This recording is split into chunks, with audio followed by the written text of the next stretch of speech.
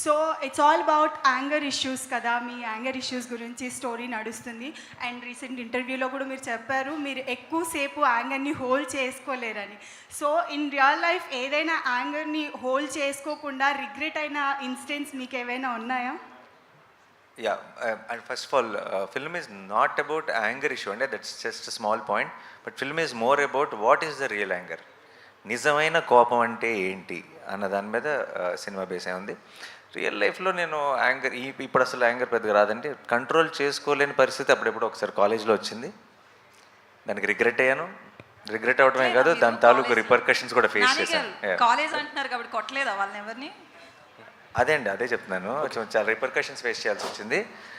దాని డీటెయిల్స్లోకి వెళ్ళాను అనుకోండి, ఇప్పుడు మీరు నన్ను చూస్తున్న ఇమేజ్ మీ మైండ్లో మారిపోతుంది. నేను వెంకట్ ఎన్టీవీ సార్. హాయ్. సరిపోతే శనివారం అంటున్నారు, కానీ same concept already Allu Arjun గారు చేశారు. నా పేరు సూర్య, నా ఇల్లు ఇండియా. దాంట్లో కూడా యాంగ్రీ మ్యాన్, ఆయన యాంగ్రీని దాన్ని కంట్రోల్ చేయడానికి చాలా ఇది చేస్తారు. దాంట్లో క్యారెక్టర్ పేరు కూడా సూర్య.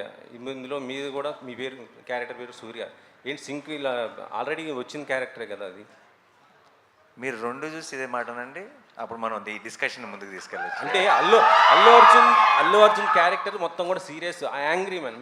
మీరు చూసారు ఆల్రెడీ, మన అందరూ చూసిన సినిమానే. సో మీరు సేమ్ అనుకుంటున్నారు కదా, మీరు సినిమా చూసి సేమ్ అని కన్ఫర్మ్ చేయండి అంతే.